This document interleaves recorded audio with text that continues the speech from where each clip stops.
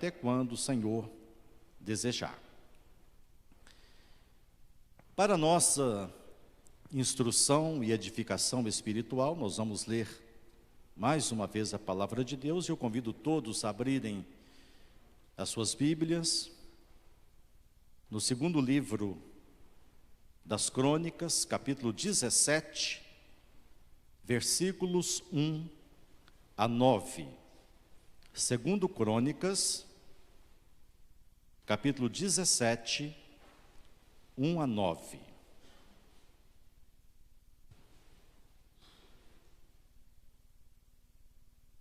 Convido todos a se colocarem mais uma vez, solenemente de pé, para a leitura da palavra de Deus, que faremos responsivamente. Segundo Crônicas 17, 1 a 9. Diz assim o texto sagrado: Em lugar de Asa, reinou seu filho Josafá, que se fortificou contra Israel.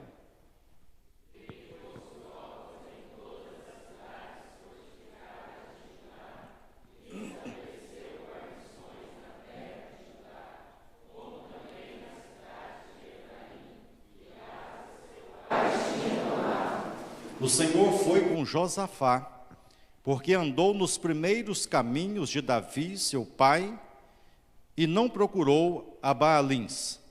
Antes procurou a Deus, seu pai, e andou nos seus mandamentos, e não segundo as obras de Israel.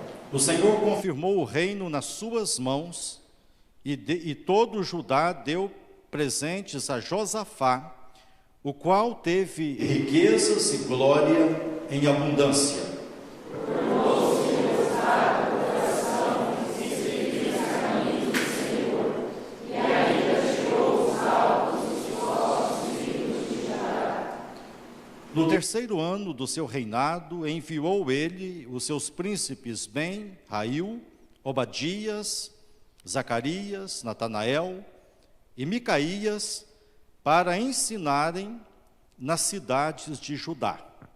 E com eles os levitas, Semaías, Netanias, Zebadias, Azael, Semiamote, Jonas, Adonias, Tobias e Tobias, e com estes levitas, os sacerdotes Elisama e Jeorão. Todos ensinaram em Judá, tendo consigo o livro da lei do Senhor, percorriam todas as cidades de Judá e ensinavam o povo. Seja Deus gracioso para conosco, nos abençoando nesta noite com a sua palavra e levando-nos não apenas a compreendê-la, mas também a acatá-la no coração e praticá-la no dia a dia da nossa caminhada. Amém. Os irmãos podem se assentar. Meus amados irmãos e irmãs, hoje nós estamos relembrando uma data muito significativa, muito especial, que é o dia da escola dominical. Essa preciosa agência de ensino da igreja. E a propósito, vale recordar que o protestantismo se consolidou no contexto de um importante movimento cultural denominado Renascimento. O Renascimento identifica o período da história da Europa, aproximadamente entre os fins do século XIV e o início do século XVII. Esse período foi marcado por transformações em muitas áreas da vida humana, assinalando o final da Idade Média e boa parte da Idade Moderna. Essas transformações tornaram-se evidentes na cultura, nas artes, na filosofia, nas ciências, na economia, na política, na religião, enfim, em toda a dinâmica da sociedade. O Renascimento marcou a transição do feudalismo para o capitalismo e significou uma ruptura com as estruturas medievais. O protestantismo nasceu, portanto, em meio a uma intensa revolução cultural. E o presbiterianismo, um dos ramos do movimento protestante, nasceu com uma forte vocação educacional. A reforma do século XVI não foi um movimento político religioso. Foi também, mas foi muito mais um movimento cultural, religioso, acentuadamente progressista. Por isso, no mundo inteiro, não tem como desvincular as missões protestantes e o compromisso com a educação do povo. No Brasil, a educação foi uma importante estratégia missionária, em perfeita sintonia com o ideal protestante, uma escola ao lado de cada templo. O curto ministério de Ashbel Green Simonton, missionário norte-americano que chegou ao Brasil a 12 de agosto de 1859 e que foi quem implantou o presbiterianismo em nosso país, confirma o compromisso da nossa igreja com a educação, com a instrução do povo desde o seu nascedouro. Por exemplo, o ministério do missionário Simonton, que durou apenas 8 anos, porque ele foi vitimado pela febre amarela, foi muito eficaz. E ele lançou bases muito sólidas para um amplo trabalho de educação, de instrução do povo que haveria de permanecer. Nesse curto período, Simonton realizou as seguintes obras educacionais, além da instrução regular, semanal, que ele fazia, discipulando os crentes, pregando a palavra. Em 1860, a criação do primeiro curso de alfabetização para adultos, no ano seguinte, da sua chegada. Ainda em 1860, a criação de uma livraria evangélica. Em 1864, o lançamento do jornal Imprensa Evangélica. Em 1867, a publicação do livro de cânticos e hinos sagrados. Em 1867, ainda, a fundação da primeira escola mista de ensino primário no Brasil, no modelo da escola americana. E ainda no ano de 1867, a fundação do que seria o primeiro seminário teológico da América Latina. Essa ênfase à educação se deve ao fato de que o protestantismo constitui um modo de vida e a sua aceitação implica na mudança dos padrões culturais. O culto protestante é reflexivo, exige-se a leitura da Bíblia e o cântico de hinos com letras consistentes. Pode-se dizer que é mais do discurso do que do gosto, mais do conteúdo do que da forma, mais da razão do que da emoção.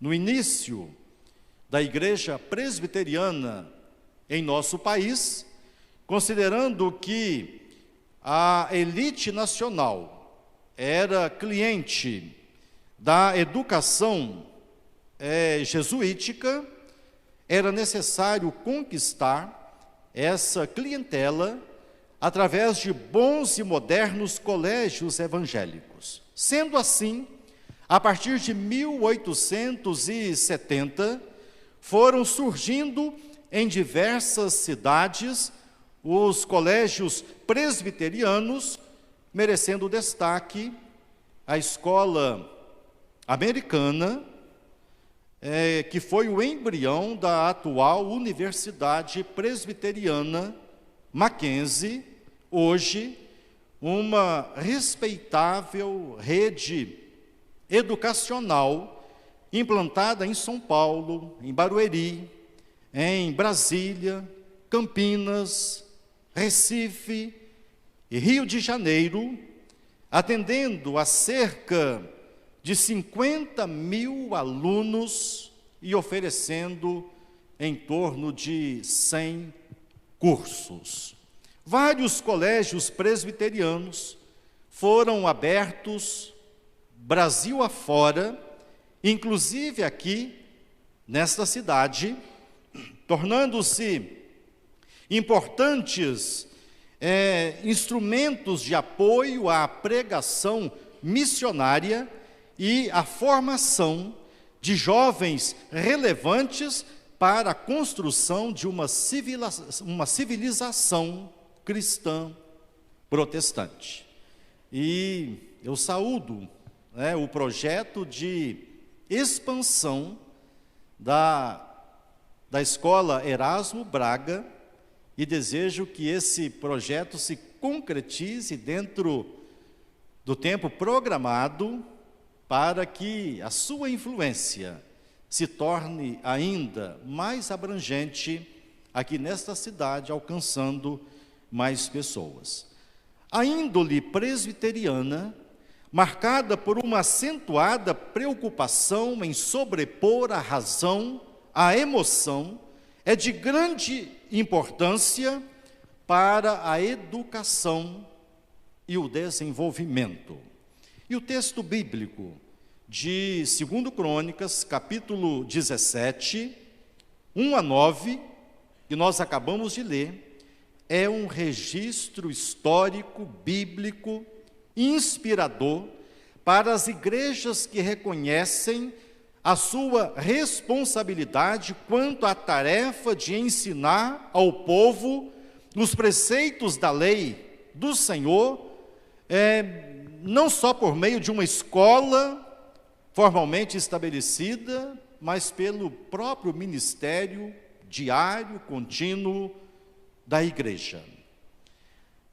O texto em foco apresenta alguns importantes aspectos da reforma administrativa efetuada pelo rei Josafá em Judá, nas áreas militar, religiosa, econômica e educacional.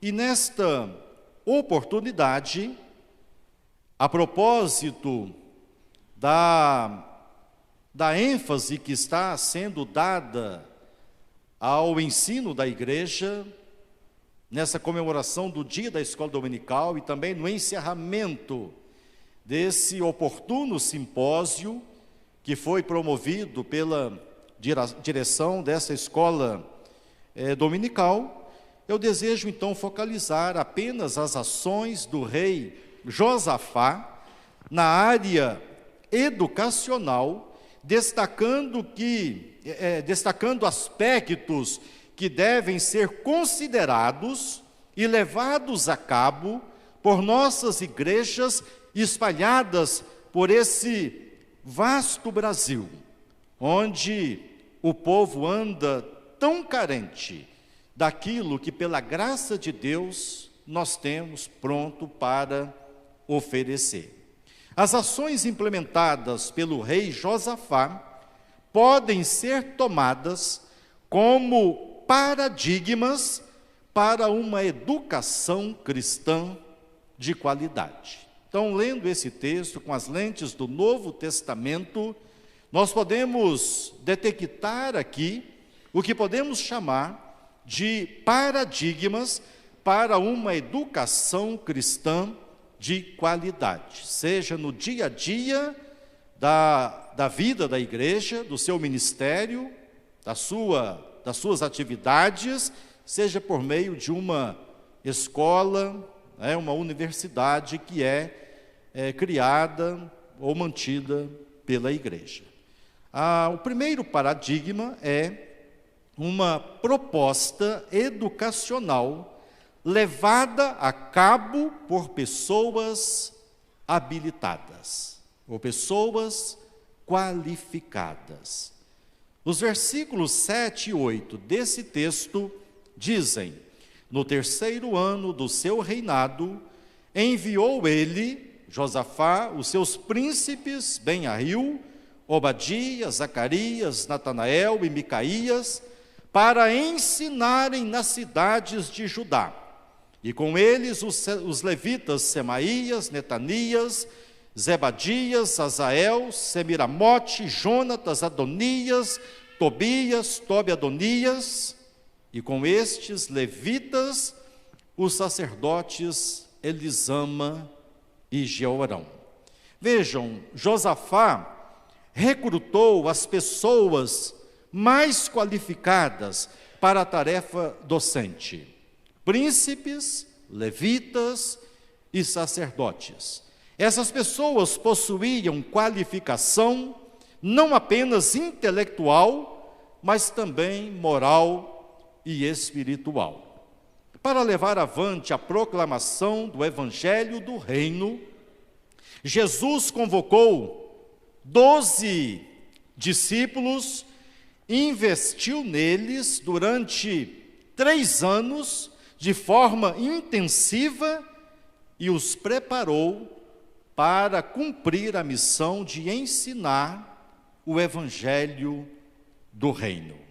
E nós, como discípulos de Jesus, como cristãos presbiterianos, não podemos perder uma característica que nos acompanha ao longo dos séculos, que é o compromisso com um ensino caracterizado pela excelência bíblico-doutrinária, a verdade e a ética. Precisamos cada vez mais de pastores qualificados para atuarem nos púlpitos, líderes capacitados para administrar e auxiliar no pastoreio dos crentes, professores bem treinados para cooperar no programa de ensino da igreja, discípulos preparados para desenvolver o discipulado a todo tempo, enfim, crentes qualificados para atuarem e darem testemunho da sua fé e ensinar a palavra de Deus no comércio, na indústria, nas instituições públicas, no meio educacional, nos circuitos culturais, enfim, em todo lugar, aproveitando todas as oportunidades para tornar conhecido o Evangelho da salvação em Cristo e os princípios da ética cristã. Orientando o jovem pastor Timóteo, Paulo aconselhou a investir em pessoas qualificadas para expandir o ensino cristão. Em 2 Timóteo 2:2, ele escreveu: e o que de minha parte ouviste, através de muitas testemunhas, isso mesmo transmite a homens fiéis e também idôneos para instruir a outros. O ensino da palavra de Deus é uma grande responsabilidade. Portanto, deve-se dar de forma correta e primorosa, como ordena a palavra de Deus: o que ensina, esmere-se no fazê-lo. Mas o segundo paradigma que nós encontramos aqui é a proposta educacional centrada na palavra de Deus. Diz o versículo 9: ensinaram em Judá, tendo consigo o livro da lei do Senhor. A igreja é chamada a ensinar a palavra de Deus. Não precisamos inventar nada para ensinar. Aliás, se alguém ensinar algo que vai além do evangelho bíblico, é considerado anátema. É isso que Paulo escreve, advertindo os Gálatas. Nós não podemos ultrapassar a doutrina de Cristo. Não podemos ir além daquilo que a palavra de Deus coloca diante de nós. Sabemos que há muitas igrejas hoje que têm desprezado o ensino da palavra de Deus. O esforço se concentra na chamada adoração, que, aliás, é um tema que merece também ser estudado mais profundamente. Em muitas delas, você não encontrará a escola dominical ou outras estruturas similares dedicadas ao ensino da Bíblia, porque as pessoas não querem pensar, as pessoas não querem exercitar, a razão. Nós vivemos uma era que é a era do sentimento, a era da emoção, e principalmente na experiência religiosa, as pessoas estão em busca de emoção. Mas, como já dizia John Stott, crer é também pensar. A fé cristã não é burra, a fé cristã é inteligente. E vale a pena ler esse livreto de John Stott, quem ainda não teve contato com ele. Dá para ler de uma batida. Crer é também pensar. Em muitas outras comunidades, o ensino oferecido não passa de mensagens de autoajuda, travestidas de uma linguagem evangélica. E os crentes que frequentam essas comunidades, com certeza, estão na mesma situação daqueles aos quais Paulo se dirigiu com certo desapontamento, dizendo: leite vos dei a beber, não vos dei alimento sólido, porque ainda não podíeis suportá-lo. É imperativo que o ensino ministrado pela igreja seja consistentemente bíblico. Não podemos falsificar a mensagem para torná-la mais atraente. Também não podemos omitir ou torcer partes dela por uma questão de conveniência ou simples descuido. Em sua pregação, Paulo tinha o cuidado com a integralidade da palavra de Deus. Por exemplo, dirigindo-se aos presbíteros de Éfeso, declarou: porque jamais deixei de vos anunciar todo o desígnio de Deus. Antes da ascensão, Jesus deu aos discípulos uma ordem que não pode ser ignorada ou desprezada. Diz o Evangelho que Jesus, aproximando-se, falou-lhes dizendo: toda autoridade me foi dada no céu e na terra. Ide, portanto, fazei discípulos de todas as nações, batizando-os em nome do Pai, do Filho e do Espírito Santo, ensinando-os a guardar todas as coisas que vos tenho ordenado. Não apenas algumas das coisas que vos tenho ordenado, mas todas as coisas que vos tenho ordenado. Portanto, somos chamados a ensinar todas as coisas que foram ordenadas pelo Senhor Jesus. porque suas palavras são verdade e vida. Somente elas podem tocar o coração do pecador, como está escrito, e assim a fé vem pela pregação, e a pregação pela palavra de Cristo. Como escreveu Paulo em 1 Timóteo, capítulo 3, versículos 16 e 17. Toda a Escritura é inspirada por Deus e útil para o ensino, para a repreensão, para a correção, para a educação na justiça, a fim de que o homem de Deus seja perfeito e perfeitamente habilitado para toda boa obra. Somente a palavra de Deus é viva e eficaz, e mais cortante do que qualquer espada de 2 gumes, e penetra até o ponto de dividir alma e espírito, juntas e medulas, e é apta para discernir os pensamentos e propósitos do coração.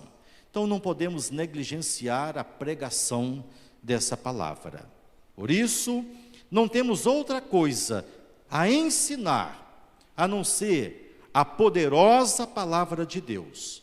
E ao desenvolver uma proposta de ensino centrada na Bíblia, a igreja deve ter a certeza de estar realizando uma obra que se mostrará eficaz, como declara o Senhor por meio do profeta Isaías. Porque assim como descem a chuva e a neve dos céus e para lá não tornam, sem que primeiro reguem a terra e a fecundem e a façam brotar, para dar semente ao semeador e pão ao que come, assim será a palavra que sair da minha boca. Não voltará para mim vazia, mas fará o que me apraz e prosperará naquilo para que a designei.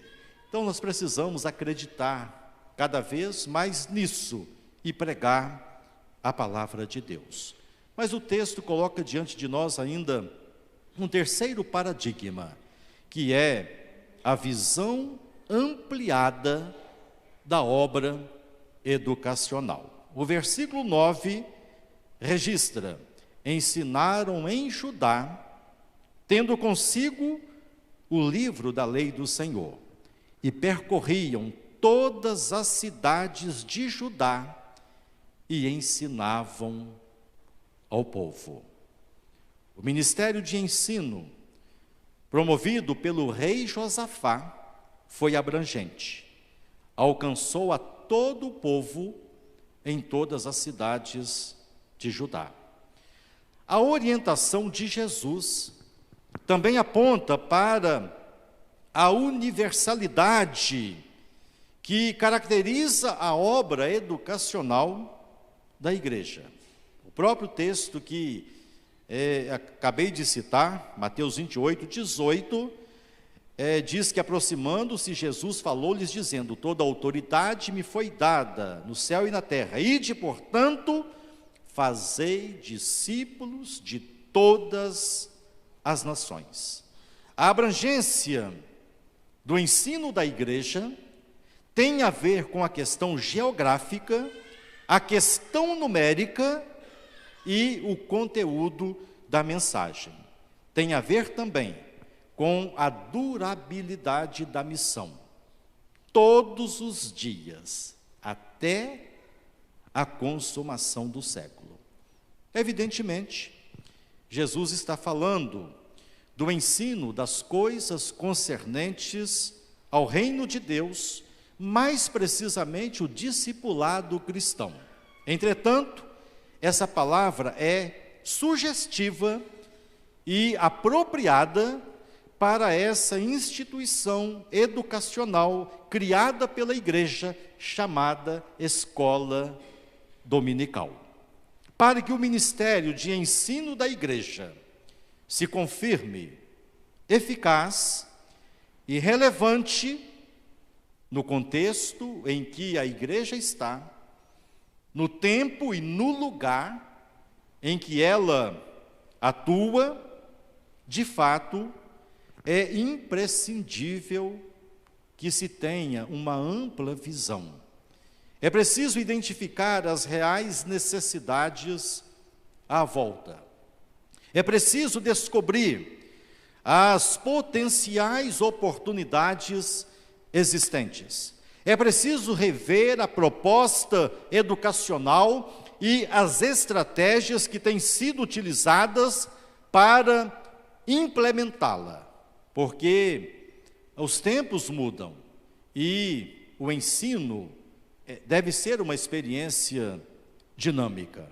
É preciso definir metas e caminhos para que os objetivos estabelecidos sejam alcançados. Enfim, é preciso percorrer toda a cidade e todas as cidades, a fim de ensinar ao povo a lei do Senhor.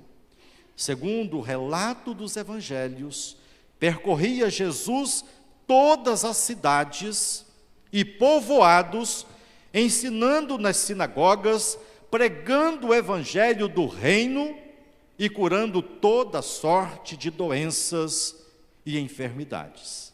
Em Jesus nós temos um modelo perfeito de ministério.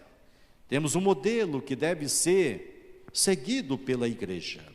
E eu louvo a Deus, porque esta igreja tem cumprido sua responsabilidade e se distinguido historicamente como uma igreja comprometida com a ação social cristã e o ensino da palavra de Deus. E eu desejo que esses paradigmas que já têm norteado a caminhada da igreja continuem sendo considerados com carinho, para que a igreja avance mais e mais em sua ação ministerial nesta cidade e nesta região, e seja encontrada fiel quando da volta do Senhor Jesus. Desejo que a escola dominical desta igreja, a escola dominical em geral, cujo dia comemoramos hoje, se torne uma estratégia cada vez mais eficaz para a propagação do ensino bíblico e a formação cristã das famílias desta cidade. Meu querido irmão, minha querida irmã, Deus abençoe a sua vida. Deus abençoe esta escola dominical. Deus abençoe a Igreja Presbiteriana de Dourados e as instituições por ela apoiadas. Deus abençoe esta bela cidade de Dourados. Deus abençoe a sua obra aqui no Brasil e no mundo. Amém.